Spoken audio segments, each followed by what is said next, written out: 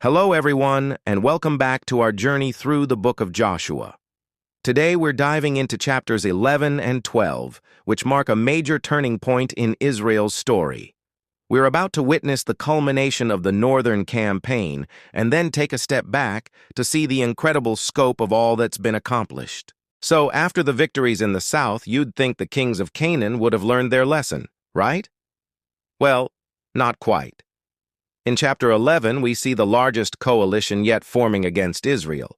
Jabin, the king of Hazor, a major powerhouse city in the north, rallies a massive army. The Bible describes it as a great horde, in number like the sand on the seashore, with countless horses and chariots. They gather at the waters of Merom, ready to crush Israel once and for all. Imagine the sight. From a human perspective, the odds were completely stacked against Joshua and his army. This wasn't just another battle. It was the super alliance of the North. But, as we've seen time and time again, God's perspective is what truly matters. He tells Joshua, "Do not be afraid of them, for tomorrow at this time I will give over all of them, slain, to Israel." God doesn't just promise victory, He gives a specific timeline, tomorrow. With this divine assurance, Joshua doesn't hesitate. He leads his men on a surprise attack, and just as God promised, the massive army is completely routed. Israel pursues them relentlessly, winning a decisive victory that shatters the power of the northern Canaanite kings. Following this, Joshua systematically captures their cities, including the formidable Hazor, which he burns to the ground as a symbol of its complete defeat. Chapter 11 concludes with a powerful summary statement. So Joshua took the whole land, according to all that the Lord had said to Moses. It emphasizes that this wasn't just a military conquest, it was the fulfillment of a generations-old promise.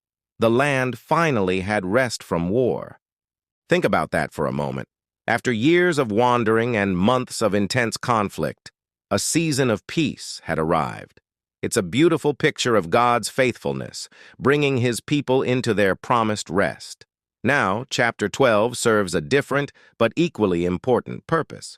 It acts like a grand summary, a record of victories. It's essentially a list of the kings defeated by the Israelites. The chapter is split into two parts. First, it recounts the two kings that Moses defeated on the east side of the Jordan River before the Israelites ever crossed over. This is important because it connects Joshua's leadership directly back to Moses's, showing a continuity of God's plan. Then the chapter lists a staggering 31 kings defeated by Joshua on the west side of the Jordan. It's a long list, naming kings from Jericho, Ai, Jerusalem, Hebron, and all the way up to the north. Reading through this list isn't just about ancient names and places. It's a monument to God's power and faithfulness. Each name represents a battle fought, a stronghold overcome, and a promise kept. It's a testament that when God makes a promise, He sees it through to the very last detail. So what can we take away from these two chapters?